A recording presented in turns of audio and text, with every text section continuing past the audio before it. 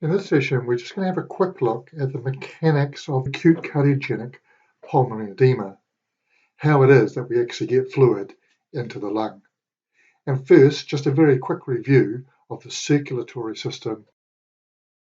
Unoxygenated blood exits the right ventricle and enters the pulmonary arteries.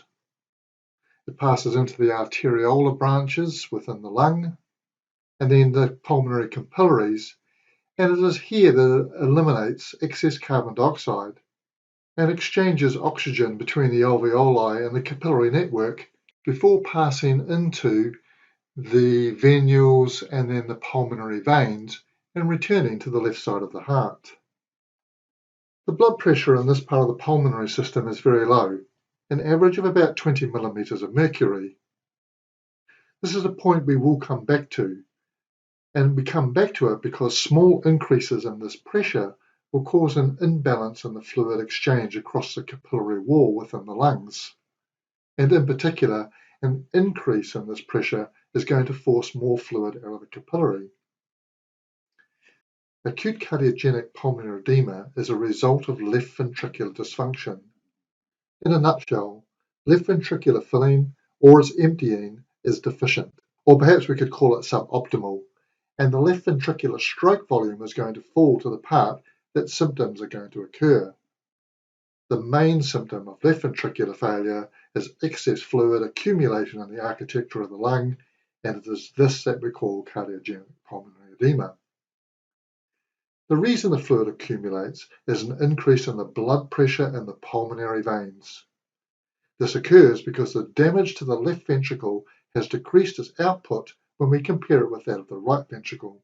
While the right side of the heart continues to work well, the dysfunction on the left side of the heart causes the blood to back up through the ventricle and enter into the pulmonary veins.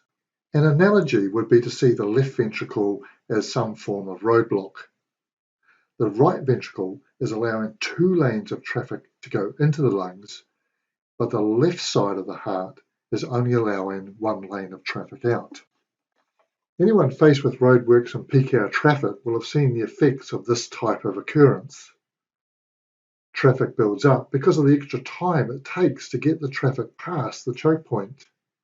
In this case, the traffic, or blood, does build up in the left ventricle, through the left atrium, and then into the pulmonary veins. And finally, the pressure backs all the way up into the pulmonary capillaries.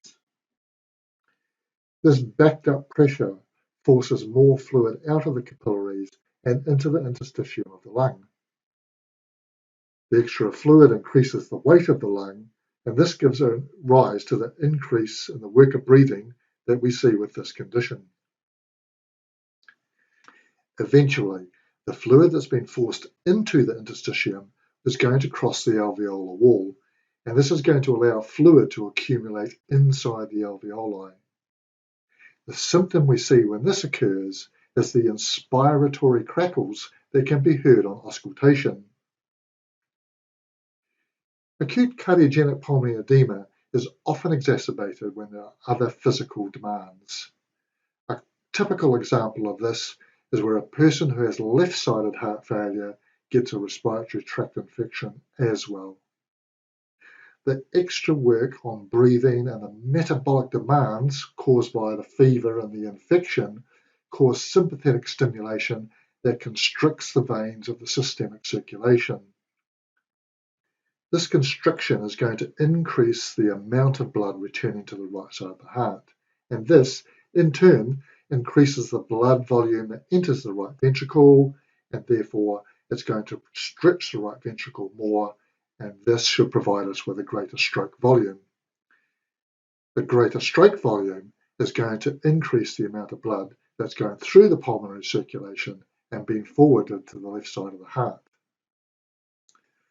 Despite the increase in blood that's filling the left ventricle, the changes that have occurred because of the heart failure do not promote an increase in stroke volume, and thus the disparity between the right and the left ventricle is very much amplified.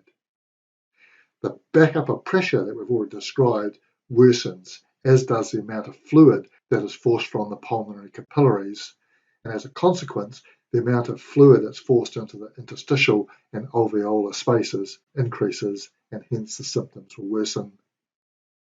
Conversely, if there's a reduction of blood volume returning to the right side of the heart, this is going to lower the left ventricular preload and therefore reduce the amount of edema that's occurred. And for this reason, we use GTN in the presence of acute cardiogenic pulmonary edema.